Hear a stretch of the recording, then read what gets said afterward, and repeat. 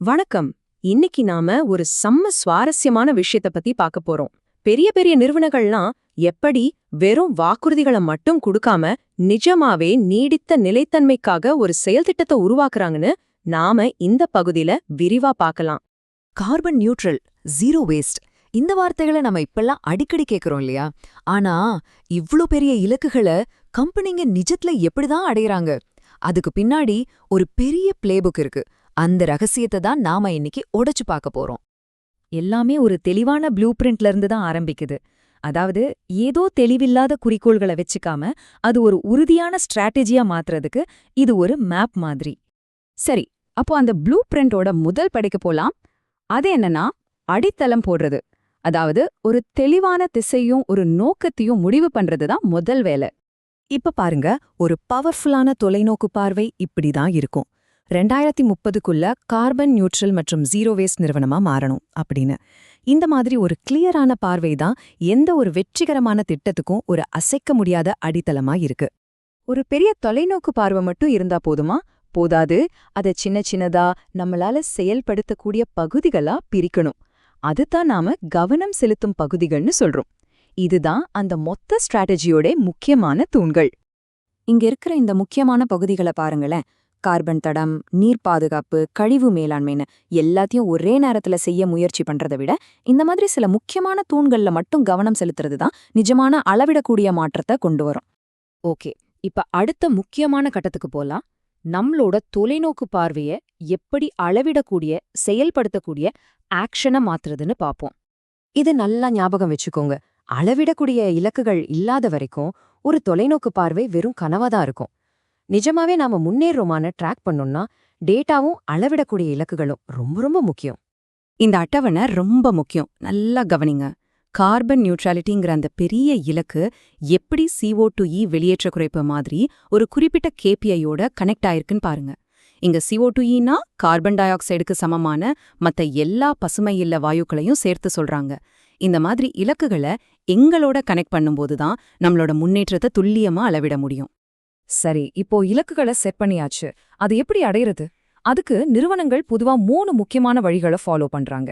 சரியான முயற்சிகளை உருவாக்குறது, டெக்னாலஜி மற்றும் புதுமைகளை பயன்படுத்துறது, அப்புறம் சரியான கூட்டாளிகளோட கைகோர்க்கிறது.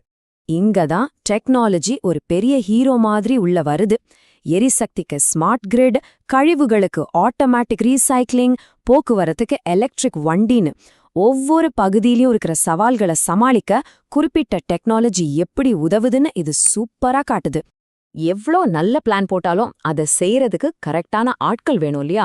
சோ அந்த டீமை எப்படி ஒன்னு சேர்க்கறதுன்னு இப்ப பார்க்கலாம். அதாவது நிர்வாகம் மற்றும் ஒத்துழைப்பு. எந்த ஒரு திட்டத்துக்கும் ஒரு நல்ல கட்டமைப்பு ரொம்ப முக்கியம். இங்க பாருங்களேன், தலைமை நிலைத்தன்மை அதிகாரி, அதாவது CSOல இருந்து துறை தலைவர்கள் வரைக்கும் யாருக்கு என்ன பொறுப்பு, யாருக்கு ரிப்போர்ட் பண்ணணும்னு ரொம்ப தெளிவா வரையறுத்திருக்காங்க. இந்த மொத்த உத்தியையும் முன்னெடுத்துட்டு போறதுல அந்த CSOவோட பங்கு ரொம்பவே முக்கியமானது. ஆனா ஒரு நிறுவனம் மட்டுமே தனியா எதையும் சாதிச்சிட முடியாது.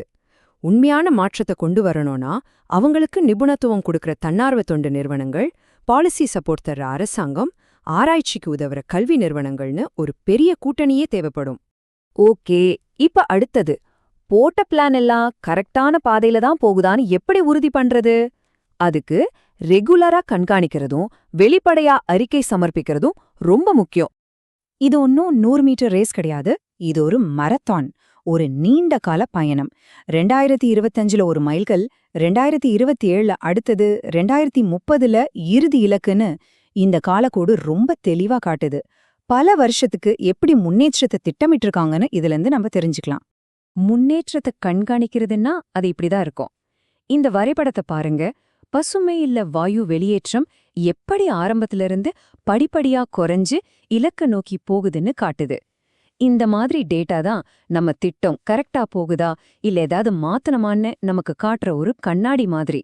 பொறுப்புணர்வு அது வெளிப்படைத்தன்மையிலிருந்து தான் வரும். உண்மையா என்ன நடக்குது, எவ்ளோ முன்னேறி இருக்கோன்னு எல்லாருக்கும் வெளிப்படையா சொன்னாதான் நம்பிக்கையை காப்பாத்த முடியும். அப்போ நிறுவனங்கள் யாருக்கெல்லாம் அறிக்கை சமர்ப்பிக்கிறாங்க? உள்ளுக்குள்ள இருக்கிற நிர்வாக குழுவுக்கு இன்டர்னல் டேஷ்போர்ட் மூலமா ரிப்போர்ட் பண்றாங்க. அப்புறம் பொதுமக்கள் மற்றும் முதலீட்டாளர்களுக்காக வருஷா வருஷம் நீடித்த நிலைத்தன்மை அறிக்கை வெளியிடுறாங்க. அது மட்டும் இல்லாம அரசாங்க அமைப்புகளுக்கும் ரிப்போர்ட் பண்ண வேண்டியிருக்கும். சரி, நாம கிட்டத்தட்ட கடைசிக்கு வந்துட்டோம். இந்த ப்ளூ பிரிண்ட்டை தாண்டி இதனால கிடைக்கிற நன்மைகள் என்னன்னு இப்ப பார்க்கலாம். அதாவது, நீடித்த நிலைத்தன்மையால நிறுவனத்துக்கு என்ன சாதகம்?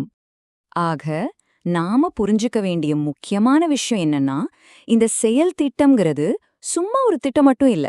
இது ஒரு தெளிவான தொலைநோக்கு பார்வை, அளவிடக்கூடிய இலக்குகள், ஒரு அர்ப்பணிப்புள்ள குழு, அப்புறம் ஒரு வலுவான கண்காணிப்பு அமைப்பு. இது எல்லாத்தையும் ஒன்னு சேர்த்த ஒரு பவர்ஃபுல் காம்போ. இறுதியா ஒரு முக்கியமான கேள்வியோட இந்த பகுதியை முடிக்கலாம். நீடித்த நிலைத்தன்மைக்கான இலக்குகள் நம்ம பூமிக்கு நல்லது பண்றதோட மட்டும் இல்லாம, ஒரு நிறுவனத்துக்கு மற்ற நிறுவனங்களை விட ஒரு போட்டித்தன்மை வாய்ந்த சாதகமா எப்படி மாற முடியும்? இத பத்தி கொஞ்சம் யோசிச்சு பாருங்க.